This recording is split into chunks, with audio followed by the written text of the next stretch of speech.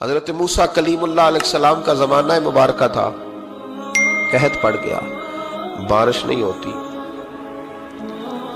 ہم لوگ نا اب تو خیر ہمارے پاکستان میں تو ٹیبل ٹاک ہوتی ہے، ٹاک شو ہوتے ہیں، ہمارے ہاں تو پتہ کیا جاتا ہے کہ بارش ہو کیوں نہیں رہی، پھر اس پہ یہ ہوتا ہے کہ دھواں بڑا چڑھ گیا ہے، حالات بڑے خراب ہیں، فلاں ایسے ہو گیا قحط کا۔ ہم تو اسباب تلاش کرتے رہتے ہیں نا، نہیں فوق بہت زیادہ ہے، فلاں چیز ایسے ہے، فلاں چیز ایسے ہے، ہم تو یہ تلاش کرتے رہتے ہیں۔ وہ لوگ یوں نہیں کرتے تھے، وہ سیدھے جا کے مصلوں پہ بیٹھتے تھے، اس لیے کہ وہ کہتے تھے جب رب چاہتا ہے تو پھر کوئی چیز کسی چیز کو روک سکتی، وہ سیدھے مصلے پہ بیٹھتے۔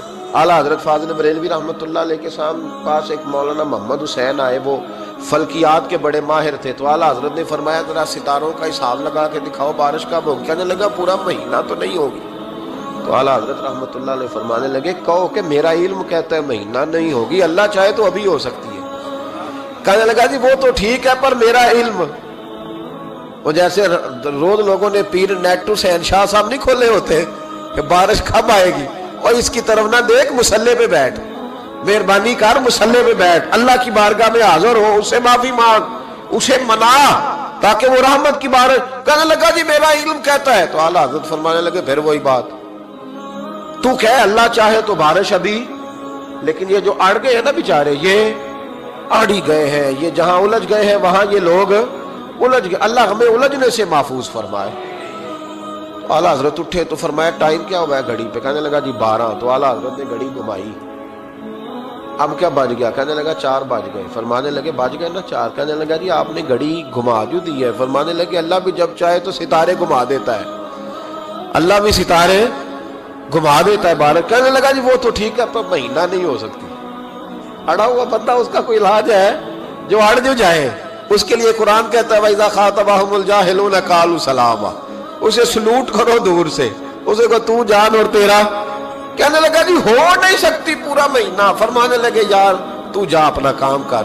وہ شخص کہتا ہے میں نے دروازہ کھولا اعلیٰ حضرت کا، کمرے سے باہر نکلا تو تیز بارش ہو رہی۔ واپس آیا تو میں نے کہا احمد رضا یہ عقیدہ کہاں سے لیا ہے؟ فرمایا دروازہ مصطفیٰ سے لیا ہے صلی اللہ علیہ وسلم۔ تو یاد رکھیں کہ اللہ کو منانا چاہیے، استغفار کرنا چاہیے، اس کی برکات۔ حضرت موسیٰ ساری قوم کو لے کے نکل گئے۔ آؤ بھائی میدان میں اللہ کی بارگاہ میں استغفار کریں اور بارش کا سوال کریں، بارش مانگے۔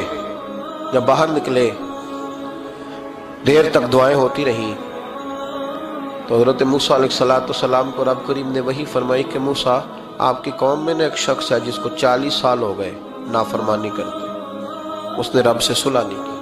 کتنے لوگ ہیں؟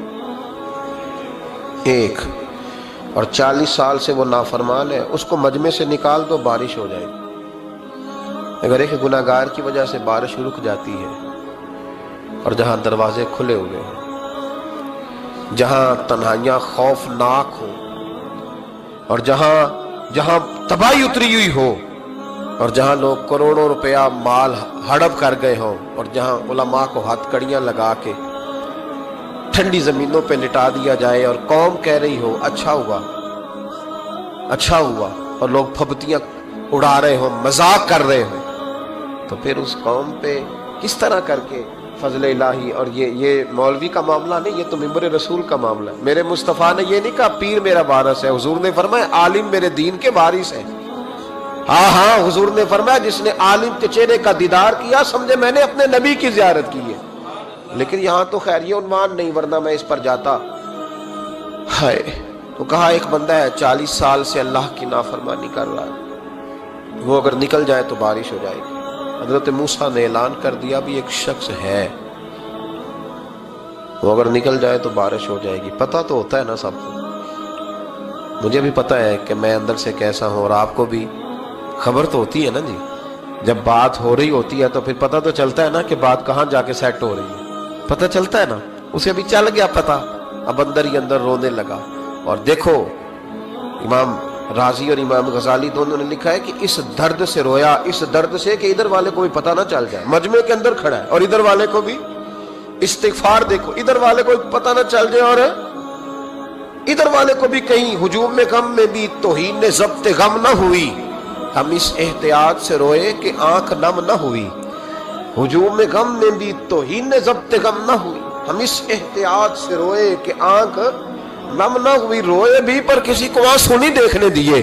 اب اس درد سے کہتا ہے اللہ تو معاف کرنے والا ہے نا، تو معاف کرتا ہے، پردہ پوشی کرتا ہے، اور مالک اگر لوگوں کو پتہ چل گیا تو میرے تو بچوں کا بھی جینا حرام کر دے گا، یا اللہ میری تو آنے والی نسل بھی تڑپ کے وقت گزارے گی۔ مالک تو معاف کر دیا کرتا ہے، لوگ نہیں معاف کرتے، اے اللہ یہ میری خوبیاں بھول جائیں گے، میری خامیوں پر بات، مالک میں یہ ذلت نہیں برداشت کر سکتا، فضل فرما۔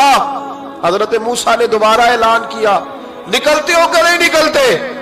پھر تڑپا، خدا بندہ مجھے بے آبرو نہ کر، یہ ذلت اور رسوائیاں یہ نہیں برداشت ہوتی، اللہ درگزر۔ حضرت موسیٰ نے تیسرا اعلان کیا، نکلتا ہے یا میں پھر اس کا نام لوں، اللہ سے پوچھ کے نام لوں اس کا، بتاؤں کون ہے؟